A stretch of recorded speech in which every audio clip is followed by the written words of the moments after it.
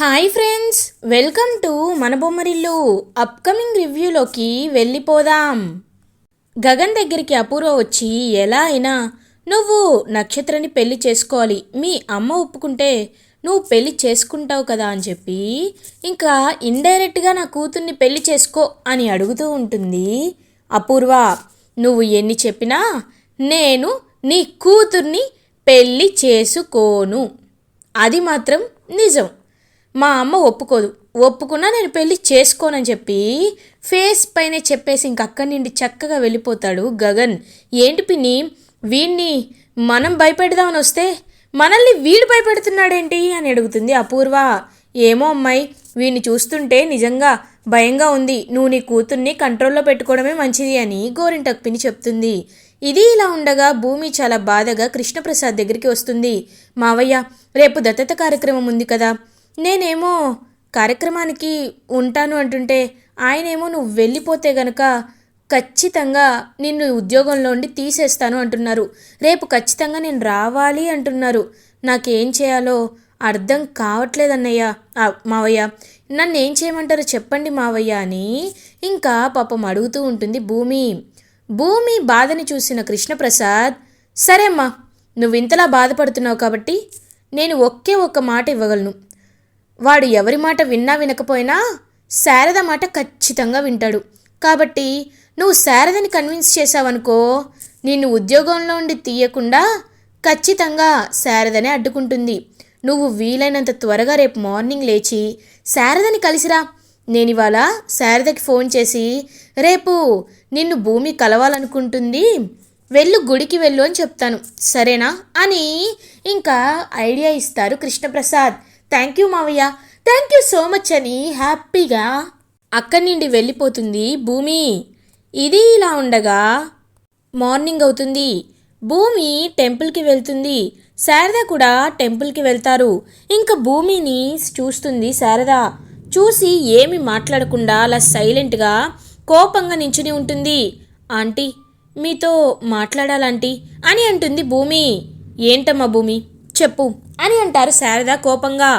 Aunty, ఇవాళ నాన్న నన్ను దత్తత తీసుకోవాలి అనుకుంటున్నారు. ఆయనేమో దత్తత తీసుకునేటట్టయితే ఇవాళ సెలవు పెట్టేటట్టయితే నన్ను రావద్దు అని చెప్తున్నారు.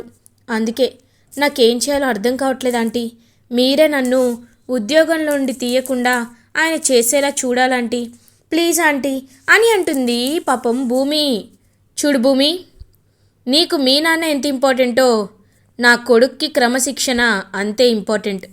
నువ్వు ఎంతైనా చెప్పు, అది నీ సమస్య. అయినా నాకు ఒకటి అర్థం కావట్లేదు, నువ్వు ఎందుకని గగన్ దగ్గర జాబ్కి జాయిన్ అయ్యావు?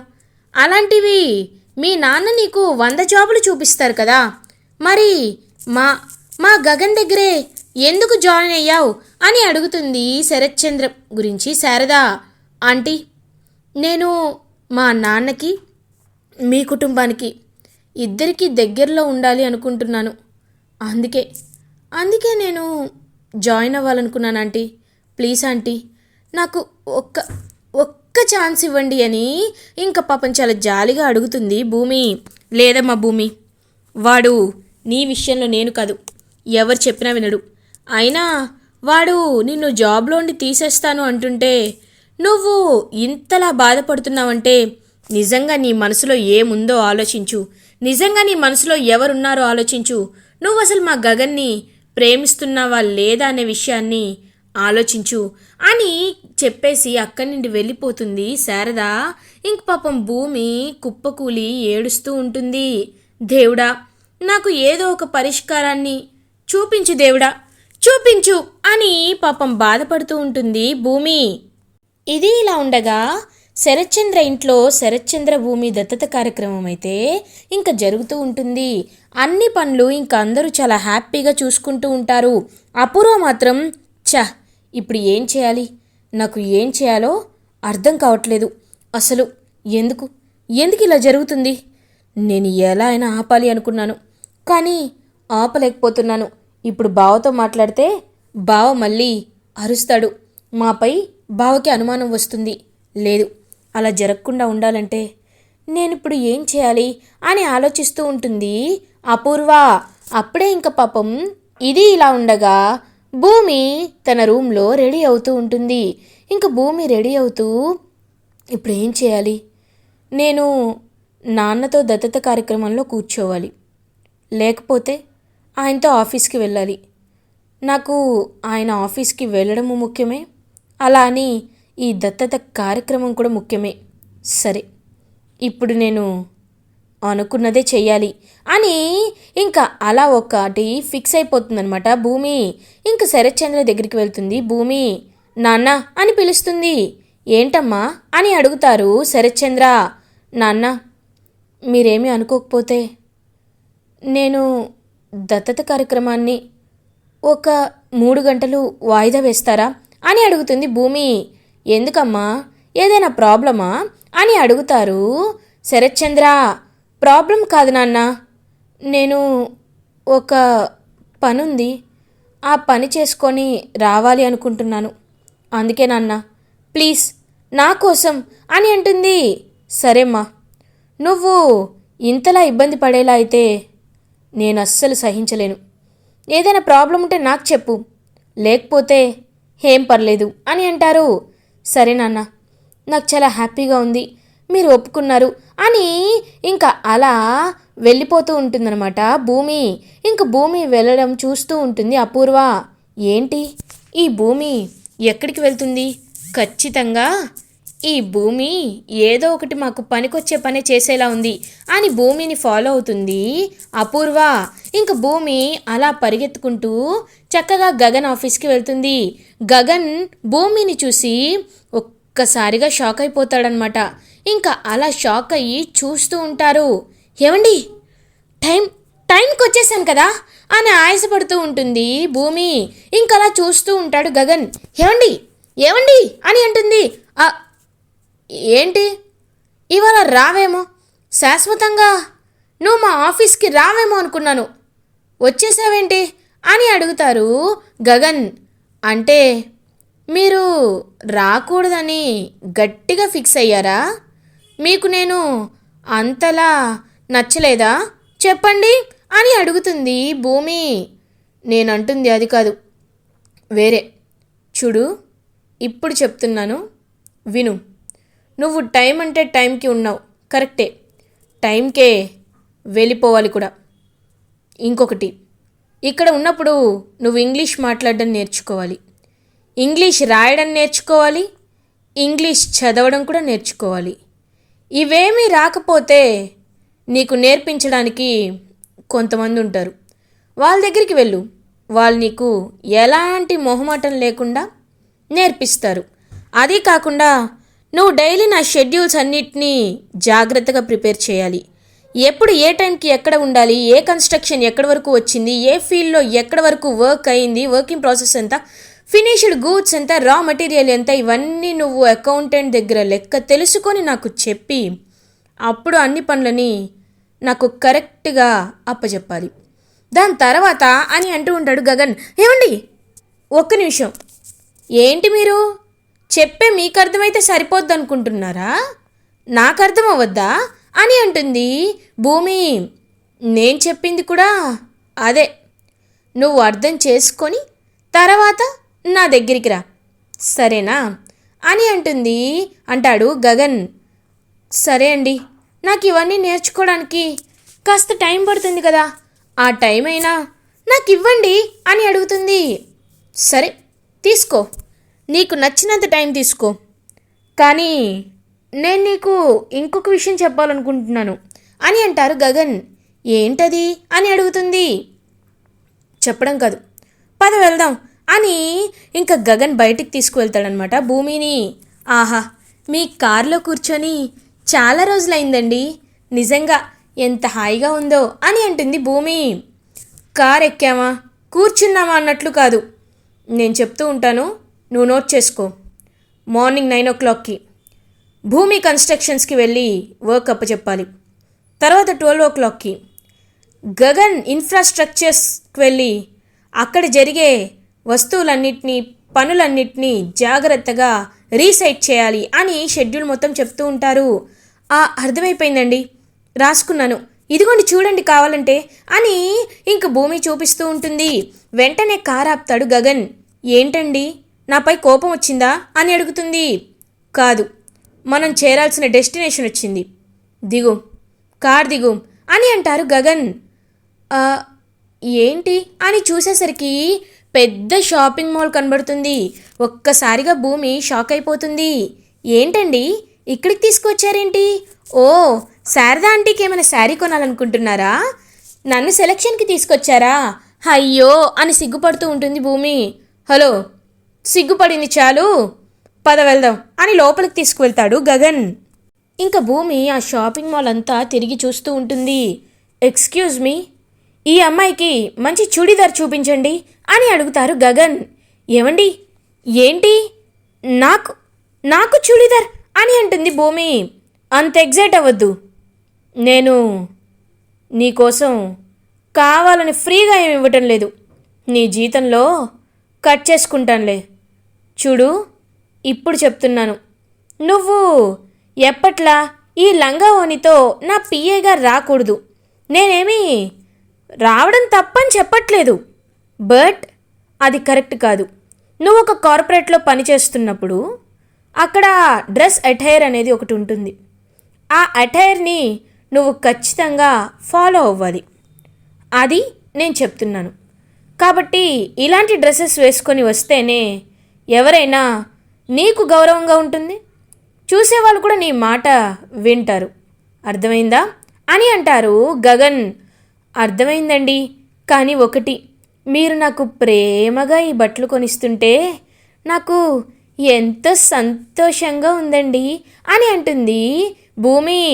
ఇంక భూమి వైపు చూస్తూ ఉంటాడు గగన్. అప్పుడే ఇంకా భూమి అలా ఇంకా చుట్టూ చూస్తూ ఉంటుంది. ఇంక భూమికి ఒక మంచి శారీ కనబడుతుంది. ఆ శారీ వైపు చూస్తూ ఎలా అయినా ఈ శారీ కొనేలా చేయాలి. ఏవండి, మీరు ఎలాగో నా జీతంలోనే కట్ చేసుకుంటానని చెప్పారు కదా, నేను కూడా కాస్త షాపింగ్ చేయాలనుకుంటున్నాను, రండి అని తీసుకువెళ్తుంది శారీ సెక్షన్కి భూమి. ఏంటి అని అడుగుతాడు. ఒకసారి చూడండి, ఆ శారీ బాగుంది కదా అని అడుగుతుంది. అవును, బాగుంది అని అంటారు. అయితే మీరు నాకు ఆ శారీ కొనివచ్చు కదా అని అంటుంది భూమి. చూడు, ఇప్పుడు మనం వచ్చింది బిజినెస్ పనిపై. మనం నీ బిజినెస్కి నువ్వు కార్పొరేటర్లో ఎలా వేసుకోవాలి కార్పొరేట్ ఆఫీస్లో అని చెప్పడానికే తీసుకొచ్చాను, కానీ నీకు ఫ్రీగా షాపింగ్ చేయించడానికి నేను తీసుకురాలేదు, అర్థమైందా అని అంటారు గగన్. మీరు కావాలని ఇలా మాట్లాడుతున్నారు అని అక్కడి నుండి వెళ్ళిపోతుంది భూమి. ఇంకా గగన్ కూడా వెళ్ళిపోతూ ఆ శారీ వైపు చూస్తాడు. భూమి చెప్పిన మాటల్ని గుర్తు చేసుకుంటారు. సేల్స్ మ్యాన్, ఆ శారీని కూడా ప్యాక్ చేయండి అని చెప్తారు. ఇంకా గగన్ ఓకే సార్ అని చెప్పి ఇంకా అలా పాపం వెళ్ళిపోతారు అనమాట. అలా ఇంకా గగన్ ఇంకా షాపింగ్ కరెక్ట్గా మొత్తం బిల్లింగ్ అయినప్పుడు ఆ శారీ కూడా ఉంటుంది భూమికి. ఇంకా చాలా హ్యాపీగా ఫీల్ అవుతుంది అనమాట భూమి. ఏమండి, నాకు తెలుసు మీరు నేను ఏం అడిగినా కొనిస్తారని, థ్యాంక్ యూ అండి అని గగన్ని హక్ చేసుకుంటుంది భూమి. గగన్ ఒక్కసారిగా షాక్ అయిపోతారు. సరే రా వెళ్దామని చెప్పి ఇంకా అలా కరెక్ట్గా గగన్ కార్ ఎక్కేలోపు భూమి పక్కన చూసేసరికి భూమి ఉండదు. హేయ్ భూమి, భూమి, భూమి, ఎక్కడ భూమి? ఇదేంటి భూమి కనిపించట్లేదు? ఓ మై గాడ్, అసలు తన్ని ఏమనుకోవాలి అని కోపంగా ఆఫీస్కి వెళ్ళిపోతాడు గగన్. ఇది ఇలా ఉండగా భూమి ఇంకా అలా దొంగతనంగా తన కిటికీలో నుంచి తన రూమ్లోకి వచ్చేస్తుంది. ఇంకా అపూర్వ అప్పుడే భూమిని చూస్తూ ఉంటుంది. ఒక్కసారిగా అపూర్వని చూసి షాక్ అయిపోతుంది భూమి. వావ్, బాగుంది భూమి, చాలా బాగుంది. మీ నాన్నకు అబద్ధం చెప్పి ఆ గగన్ గారిని కలవడానికి వెళ్ళావా? షాపింగ్ చేసొచ్చి ఇప్పుడు మళ్ళీ ఇంటికి తిరిగి వచ్చేసావా? వావ్, నీలాంటి యాక్టింగ్ ఇన్ని రోజులు నేను నేర్చుకోలేకపోయాను. నాకు దొరక్క మంచి అవకాశం ఇచ్చావు. ఇప్పుడు చూడు, నిన్ను ఈ క్షణమే బయటికి ఎలా గెంటేస్తానో అని అంటుంది అపూర్వ. ఓ, అవునా మమ్మీ, అయితే గెంటే చూద్దాం అని అంటుంది భూమి. ఒక్కసారిగా షాక్ అయిపోతుంది అపూర్వ. ఏంటి ఇలా మాట్లాడుతుంది, భయపడట్లేదేంటమ్మాయి అని అడుగుతుంది గోరింటాక్ పిన్ని. మీరు నన్ను భయపెట్టాలని చూస్తే నేను మిమ్మల్ని భయపెడతాను అపూర్వ మమ్మీ. ఏంటి, నాకే నిజం తెలియదు అనుకుంటున్నారా? ఆ రోజు గగన్ గారిని మీరు బ్రతిమలాడడం నేను నా కళ్ళారా చూశాను. గగన్ గారు మిమ్మల్ని వదిలేమని, నక్షత్ర గగన్ గారిని ప్రేమించట్లేదని మీరు చాలా బ్రతిమలాడారు. ఆయన మంచివారు కాబట్టి వదిలేశారు.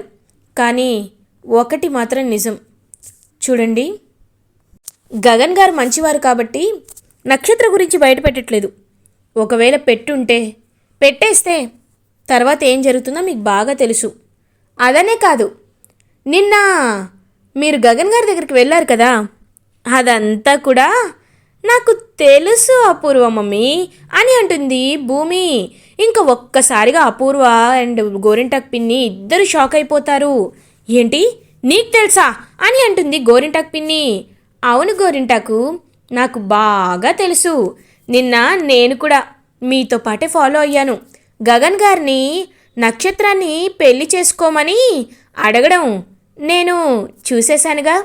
ఈ విషయాన్ని నేను డైరెక్ట్గా వెళ్ళి నాన్నతో చెప్పాననుకో, ఒక్క రోజులో ఆగిన నక్షత్ర చావు కన్ఫర్మ్ అయిపోతుంది.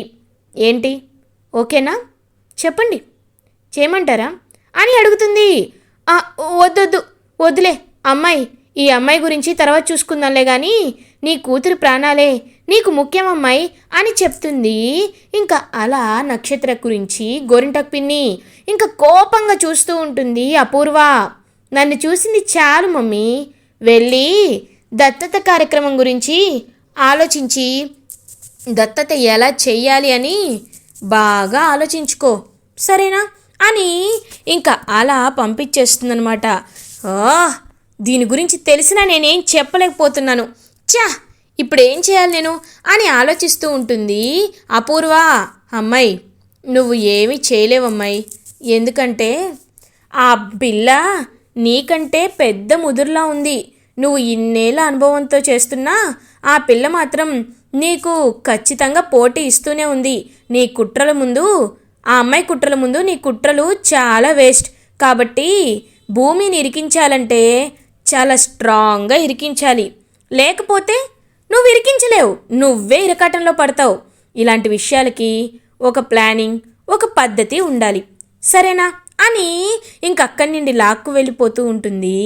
ఇంకా అపూర్వని అపూర్వని గోరింటాక్ పిన్ని ఇంక తను చెప్పింది కూడా నిజమే కదా అని ఇంకక్కడి నుండి వెళ్ళిపోతుంది అపూర్వ.